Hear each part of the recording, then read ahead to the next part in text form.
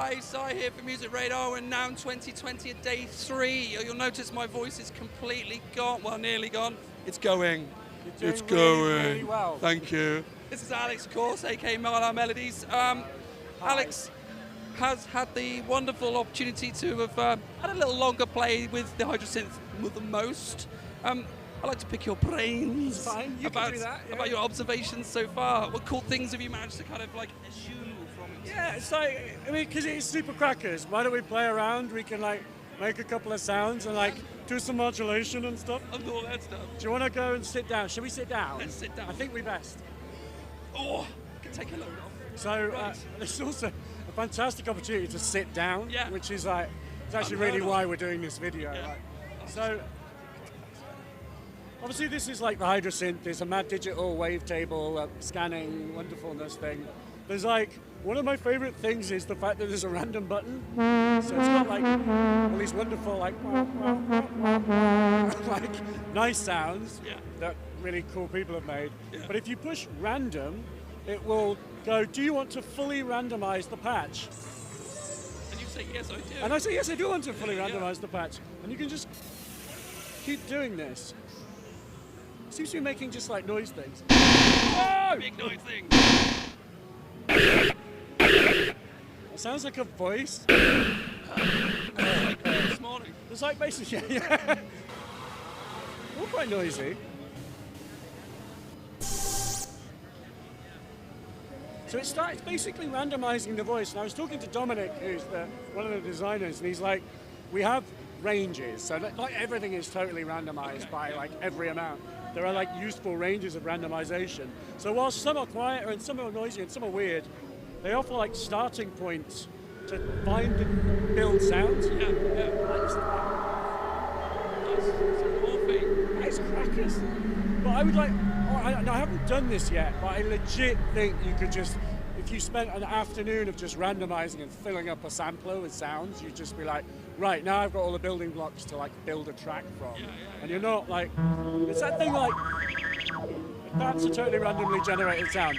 You might want to like change it, like, oh, it's rising up, I can fix that and go in and jump around, but it's like a starting point. So it's like, if you're ever stuck for inspo, you just push the random button. And then this is where you get into like the kind of hidden stuff. Like for example, if I initialize the sound, so you start with a buzzy sound, and I want to change the amp envelope, what you do is you push env, and I control the envelope here. There we go. So, but if you hold save, I can copy the envelopes. Oh, that's lovely. So you go now, that's quick. gone over to the filter envelope. Yeah. So you don't, if you've got them set up, it's quicker. And if you hold save, you can see certain things can be copied. So I can copy oscillators to oscillators, mutants to mutants, LFOs to LFOs. So you can sort of quickly like get sounds happening basically. Yeah.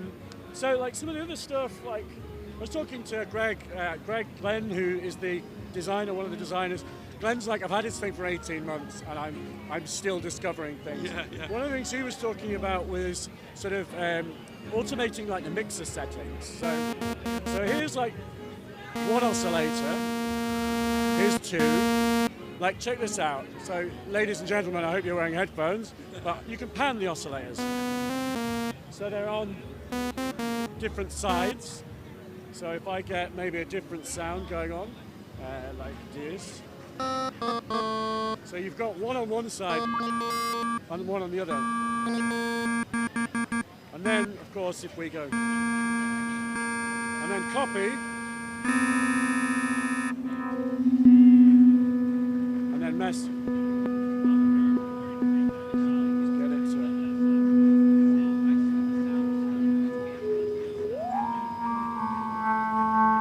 start to like build these interesting sounds. But then like all of these things can be automated. So you've got 5 LFOs, 5 envelopes. There's actually like weirdly a 6th LFO. If you go into the voice, there's a vibrato LFO that's dedicated, right. so you don't have to like use up an LFO. If you've got mod wheel on your keyboard, throw that up and it will apply vibrato. You don't have to burn one to do it. But so if I go to make an assignment, I push.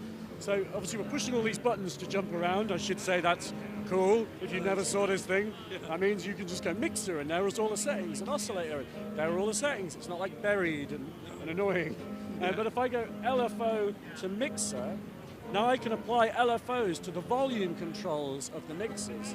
So, and if I go LFO4 to mixer, I will apply that to oscillator 2. So what I did is I've applied LFO 5 to oscillator 1's mixer setting, LFO4 to oscillator 2's. So now I mess with the LFOs.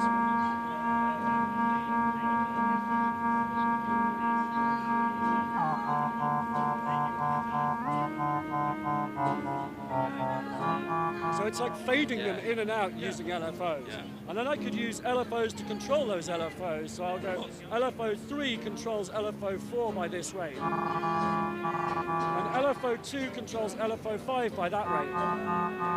And LFO1 controls LFO3 by this rate. So there's how. Is that working? Is this thing working? Well, it's that kind of like semi-emergent thing where you have stuff that plays itself. Like initialize this. Another like fun one is with that randomize, because you've got this whole like wave scan thing. You go into wave list edit. That's where you choose your 8 waveforms. So I pick one, and then I pick a second one. You can preview it by pushing the little button. So you build up your own little bank. But what's cool is if I just go random, random, random, random, random, random, random, random, then I've got a totally randomized set.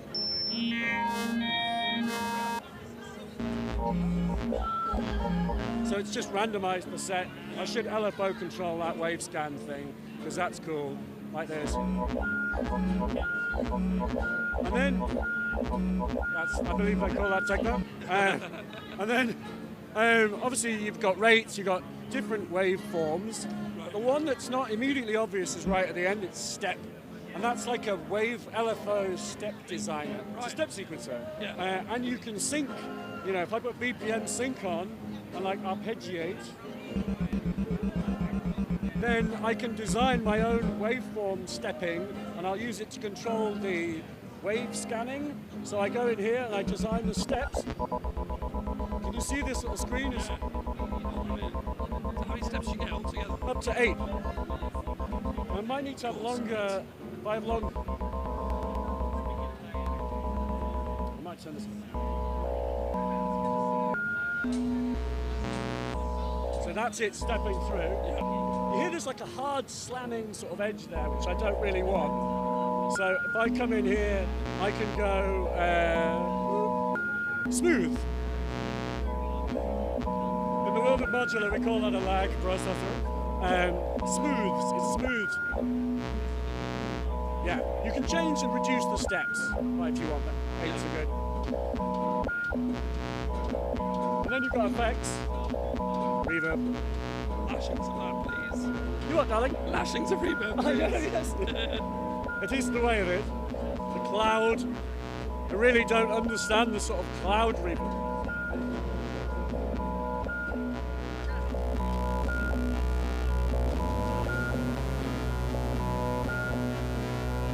You can also change the key tracking so that it doesn't track the keyboard very well over the whole range. Yeah. And you might want to do that because that's sort of the secret sauce of woos on analog synths, is to do with incorrect calibration of tracking over the range of a keyboard. So key tracking is like a good one for that. Although there is, if you go in, there is like a sort of analog feel, which is just woosifying all of the controls of it. And they've also now got a warm mode, which warmifies the sound.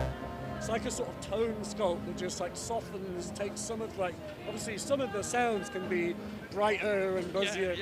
And there was very, you know, there's analog modeled, well, they're not analog modeled filters. They're also, the filters are like done with machine learning. So they've like used machine learning computers, like the same thing that like puts like cat images onto, you know, where like you can catify an image. They've like filterified an audio. Like, they're space cadets.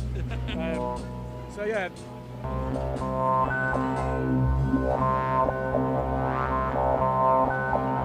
Get some of this going on.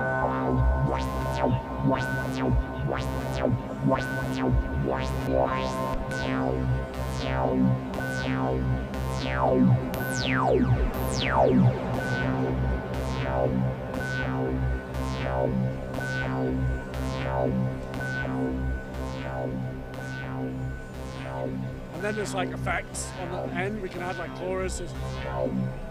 The effects go like really crazy.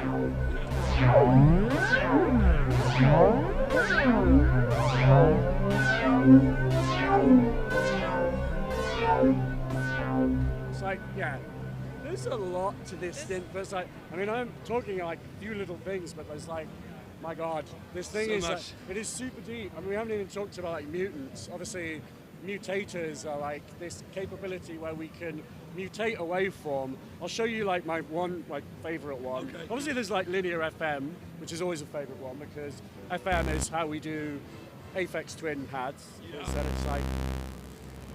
it's like. So if I go maybe a sine wave,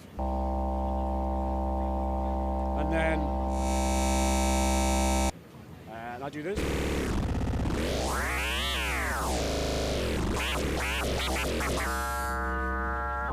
That good stuff. We should use an LFO, so an envelope, to control the ratio. And I go by a certain amount. Where's that mod matrix? And then I'll and then you go with a slow attack. Maybe come up the keyboard a bit.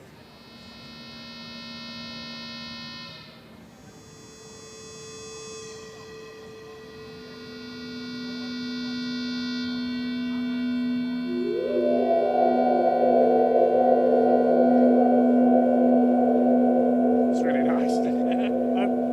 But like odd tones, like FM is amazing for like weird tones. And so it is FM like in your grandpa's DX7, you know, the whole, like, more tuneful if you want it to be, but you can make it go really, like, wacky and sort of crazy. But I was going to say, like, the ASM pulse width modulation is really rad, which is where, instead of, like, pulse widthizing the whole waveform, you slice it into, like, windows.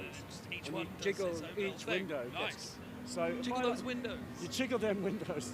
And if I come, like, back, I probably need to do this, and then go like sine, go PWASM, and then you have to design your own little warp marker with some of it applied. So if you can't really see on the screen, it's almost like wavefolding, showing you on the little screen what it.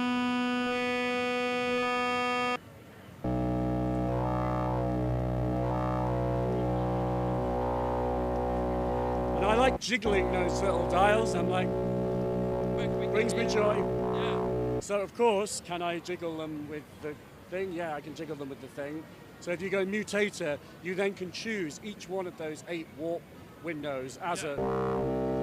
So now LFO5 control. You know, good times. It's like, it's crackers, and that's like. There are 2 mutants per every oscillator. There's 2 oscillators, there's 4 mutants.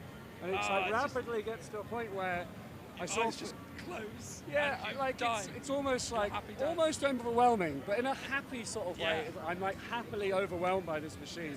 And like these are going to be out soon. Like I've had access to one, but they're not like in the UK yet. But they will be in like Feb. So they'll first come out.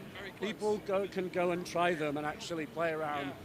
It is like, I think it's one of those things you just actually have to hear it for yourself and just mess around. But it gets, as soon as you just push these little buttons and tweak the things, then you get into this sort of like time seems to just expand into and like it's like hours. He's been away. I seem to have been here for 4.5 hours.